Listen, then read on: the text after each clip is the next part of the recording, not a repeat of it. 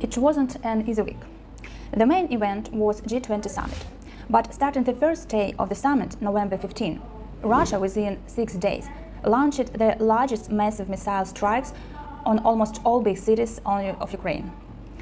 And it's interesting that Lavrov, Russian representative on G20 summit, quickly returned on Russia an hour before the massive attack on Ukraine, just after his short speech at the first day of the summit. At the same time, he said that Russian invaders wouldn't use the damage of power system of Ukraine as military matters.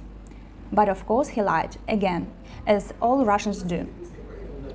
Also, he said, he mentioned that Ukrainian terms of negotiations are unrealistic. Really unrealistic.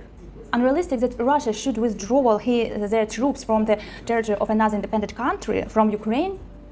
Maybe I will agree with it, because it's really unfavorable conditions for dictators and terrorists.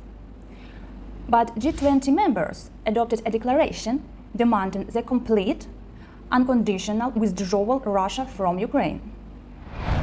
On a Thursday, the first day of the summit, Russia fired about 100 missiles on civil, energy and gas production infrastructure of Ukraine. And I want to remind you how look people in St. Petersburg, Russia, who direct missiles on our objects. Although most rockets were shot down by our armed forces of Ukraine, there is damage and victims, unfortunately. Even in the part of Moldova, electricity has disappeared. Also, during massive missile attack on Ukraine, one of missiles hit the territory of Poland and caused property damage and deaths of 2 people. At first, Polish journalist and high-ranking representative of American intelligence confirmed that it was a Russian rocket.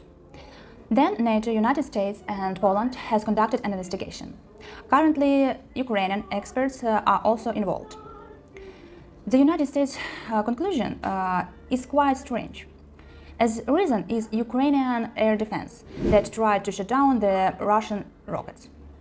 But even though the White House confirmed that Russia is fully responsible for the explosions in Poland.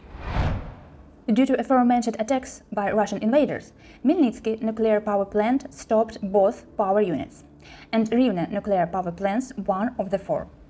The International Atomic Energy Agency claims that nuclear safety situation in Ukraine may suddenly deteriorate, increasing the risk of the nuclear emergency.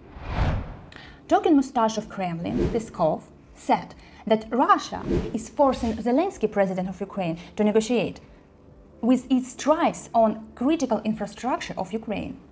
You know what it means? It confirms that Russians are terrorists. And already 6 countries recognized Russian regime as terroristic: Ukraine, Poland, Lithuania, Estonia, Czech Republic. And the best one, the European Parliament approved a resolution to recognize Russia as sponsor of terrorism.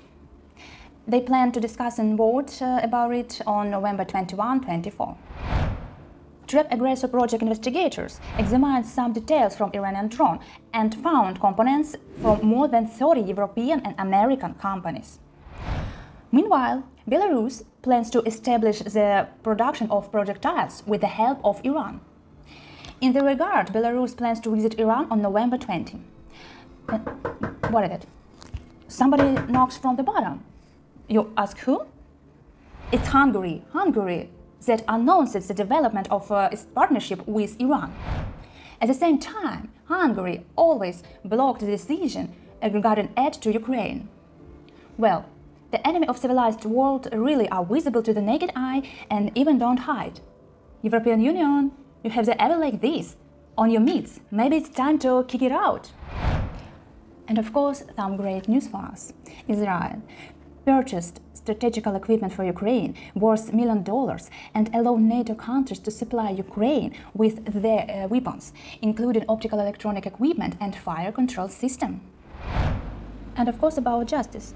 The Haag court held a trial regarding the Malaysian boy that was shot down by the rocket launched from the temporarily occupied by Russia territory of Donetsk region in Ukraine that Russian calls as Donetsk People's Republic. The court, the war in Donbass, recognized as international armed conflict, and 3 of 4 Russian terrorists were sentenced to life imprisonment.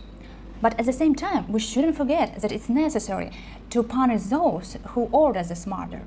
And of course we know who is this dictator and his terrorist.